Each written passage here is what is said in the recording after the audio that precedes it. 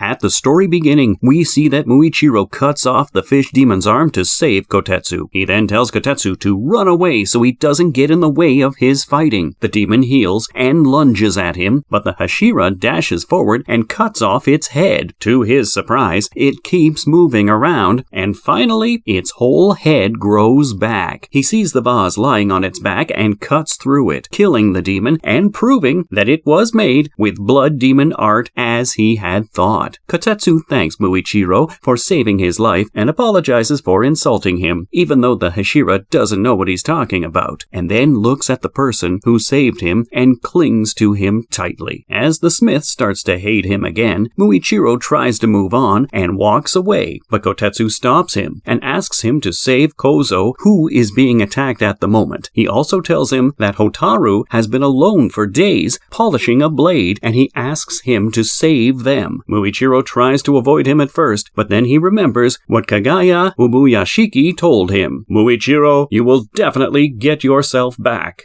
He remembers when the core leader and his wife came to see him while he was in the hospital after a demon attack. When Kagaya sees that the boy is confused, he tells him to only think about staying alive and that his memories will come back to him in time as long as he stays alive. The leader tells Muichiro not to miss the chance because even small things can set it off and finally clear his mind. Having heard what Kagaya said, Muichiro puts Kotetsu on his back and speeds through the forest, which scares the young swordsmith. As he runs, he thinks if he is making the right choice, since helping Kozo and Hotaru will put the safety of the village at risk. Still, he says again that he will be successful because Kagaya has recognized him as Mist Hashari of the Demon Slayer Corps. Tanjiro cuts the head off the flying demon in half when it tries to make another sonic shriek. This stops the attack. Instead, the halves come together to make new mouths and fire at Tanjiro. The attack stuns him, but he soon realizes it is weaker than before, showing that the four demons share some power. He sees that each demon's tongue has an emotion written on it. The one he is now facing is joy. He stabs through the two pieces of flesh, but the winged demon returns and fires the sonic attack. The demon slayer moves out of the way in time, but then he notices that the demon flesh on his sword is gone. The monster turns around and swoops down to cut the left shoulder of the monster slayer. He flies back down and cuts his right shoulder, then attacks him again and kicks him into a tree. As the demon keeps attacking quickly, Tanjiro is soon cut on the wrist, shoulder, thigh, and chest. The demon swoops again and cuts his back, but Tanjiro is quick enough to simultaneously cut through the demon's head. As Tanjiro runs at it, it slows down and heals. This forces the demon to get ready for another sound attack. To stop it, Tanjiro cuts through its head. The winged demon crashes to the ground, but grows back half of its head and takes off again. Tanjiro begs Nezuko and Genya to stay living, even though he knows he can't help them right now. While Nezuko fights Karaku, Genya has trouble moving because he has a yari in his chest. Sakito gets angry and tells the demon of pleasure to rip off her limbs quickly. Karaku, however, wants to enjoy his fight, so he tells the demon of anger to help Aizetsu. The demon of sadness agrees to kill Nezuko, but he can't get his yari out, so Genya can shoot him and blow his head back. Sakito is angry with Aizetsu for not thinking quickly enough when the armless demon pulls his yari out of Genya and quickly fixes his head and neck. Even though Aizetsu thought his wounds would kill him, Genya starts to say the Amida Sutra, which makes Sakito want to cut the demon slayer's head in half. Aizetsu reluctantly agrees and swings his yari down, but he misses totally, which shocks him. Genya jumps out from behind him and tries to cut his neck, but Sakito's electricity stuns him. He barely has enough strength to pull the trigger on his shotgun, but he manages to aim at Sakito and fire, cutting off the demon's right hand. Even though Aietsu hurt Genya, the demon of anger doesn't think he's still alive. So Aietsu swings his yari and slams the shaft into Genya's chest, sending him through a room. Garaku wants to fight Genya instead, so he drives his foot into Nezuko and kicks through her torso. He then tells Sakito to impale impale her with his kakara after he rips off her limbs and shocks her over and over until she can't move. The angry demon says that this was his plan all along. Karaku tries to rip off her hand, but Nezuko kicks him in the jaw and cuts part of his neck before pulling her hand away. The demon of pleasure fixes his neck, but she sprays him with her blood. This lets her use exploding blood on him and set him on fire. Nezuko twists off his hand and uses the Ichiwa on Karaku while he is preoccupied. He then uses a gust of his own wind to blow Karaku away. She tries to do the same move with Sakito, but the demon knocks the Uchiwa away with his kakara and stabs her in the neck. He then calls on his electricity and shocks her in place. Tanjiro still can't get rid of the flying demon, so he gets a cut on his cheek. He sees that the building where Genya and Nezuko live is close by. He comes up with a plan, but talks himself out of it. But he can't think of anything else to do. As the demon swoops down, Tanjiro tries to cut at his feet, but misses. He then ducks down to escape the claws. He pleads with Nezuko and Genya again to stay alive so he can help them. Aizetsu comes up to Genya, who seems to be sleeping, but sees that he is still repeating his verse. When the demon slayer asks who he is, the man who will kill him tells him that his name is Shinazugawa Genya. Tanjiro runs toward the building and pulls the demon of joy in. He wants to use the demon's speed to help him get to Nezuko and Genya. As he swoops down to cut him with his claws, the demon slayer ducks down and pricks the demon's leg and mouth with his sword as it slows down. Tanjiro fights through the pain of the demon scratching at his back and notices that the demon's body is light, so it can fly. He uses his blade to steer himself back to the building and punches through the wall with the demon's body, where he sees Nezuko being shocked by Sakito, who is surprised that both Karaku and Yuroji, the demon of joy, have been beaten. The spirit of anger grows anew Kakara and tries to stab Tanjiro with it. Tanjiro dodges the attack and uses Yuroji's severed foot to stop the weapon. To Sakito's surprise, the energy has no effect on Tanjiro. This is because the cells on Tanjiro's foot are the same as Sakito's, which stops conduction. He cuts the demon's tongue and then goes to Nezuko because he knows that cutting their mouths makes them take a little longer to heal. He pulls the Kakara out of his sister's neck with his foot. Sakito heals and tries to stab Tanjiro in the neck instead, but Nezuko stops the weapon and saves him. She then uses her blood to burn the demon, which makes him angry with her strange blood demon art. Karaku suddenly comes back, jumps high above the building, and casts a powerful downburst that pins the brothers to the floor so they can't move. The floor gives way, and the demon slayers fall unconscious to the bottom, while Sakito, Karaku, and Yuroji watch from above, ready to keep fighting. In the swordsmith village, a warning is given that enemies are coming, and then a lot of fish demons attack. Even though they have improvised weapons, the swordsmiths can't fight back. They have to fight hard to protect themselves and the town. Then, a flying Kasugai crow tells someone to hurry to the village because it is being attacked, and Mitsuri runs there quickly, hoping to save the people there. Kotetsu answers yes, as Muichiro carries him on his shoulder. Muichiro rushes forward and slashes the vase of a fish demon trying to climb a tree to reach Kozo, killing it and saving the swordsmith. Kotetsu and Kozo are relieved to be safe, while the Hashira asks if he is Kanomori and if his sword is complete. Kozo says his blade is ready because he is chipped. He surprises Muichiro by saying Tanjiro had asked to understand him. Kozo then leads the way after Kotetsu interrupts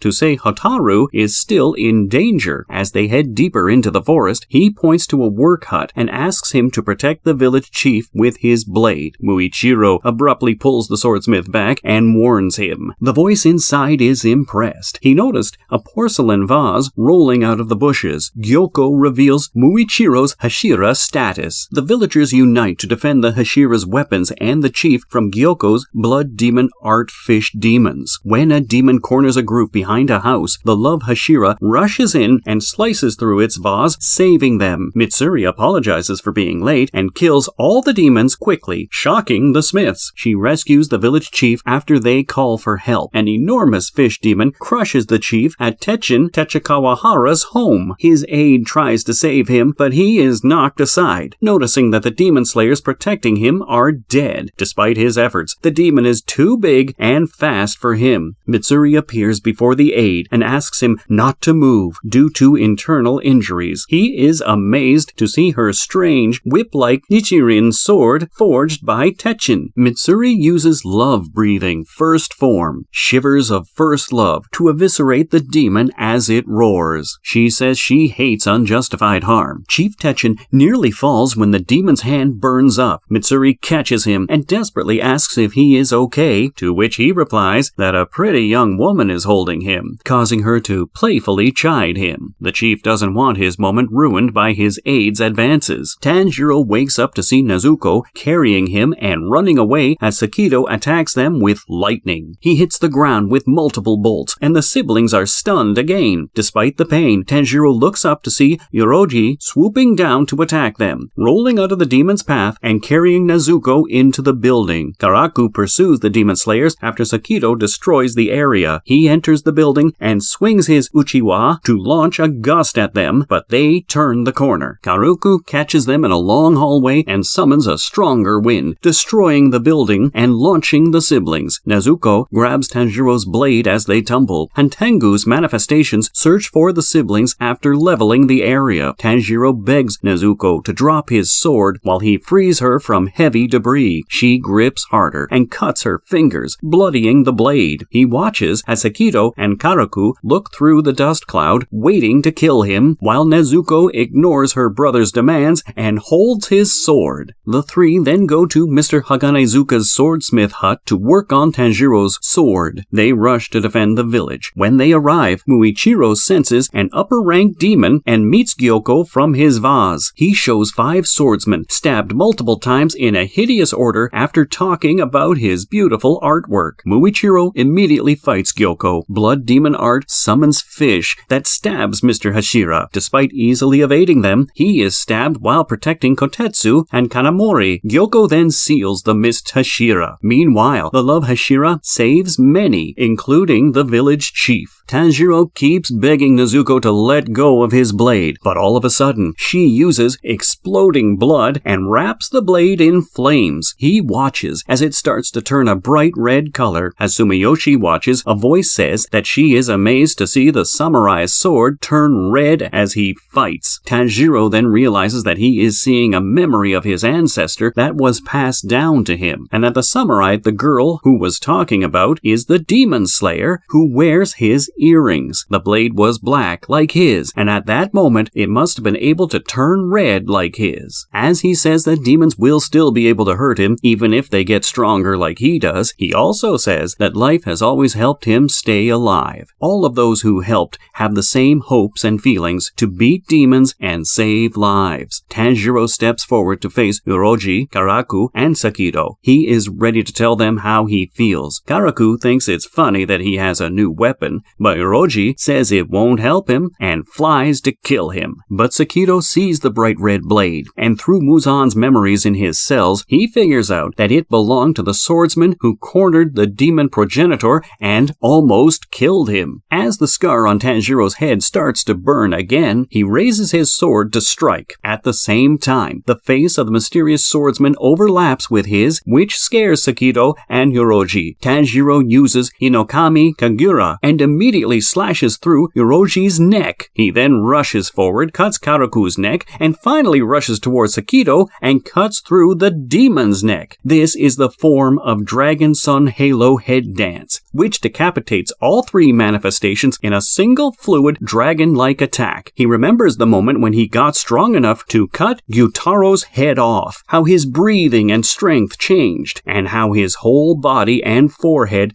felt like they were on fire. Now that he knows he can kill the clones, he looks for the last demon, hoping to kill Hontengu by cutting off all 4 of their heads. He quickly finds Genya with him in the forest and sees that Genya has already killed Aizetsu with his own Yari. But when he calls to him, Genya turns his head and shows him that he now has fangs with bulging veins and black and yellow eyes. Thanks for watching. If this series is the most liked in my anime production, I will make another part. Also, if you haven't yet, please subscribe to help me make more content.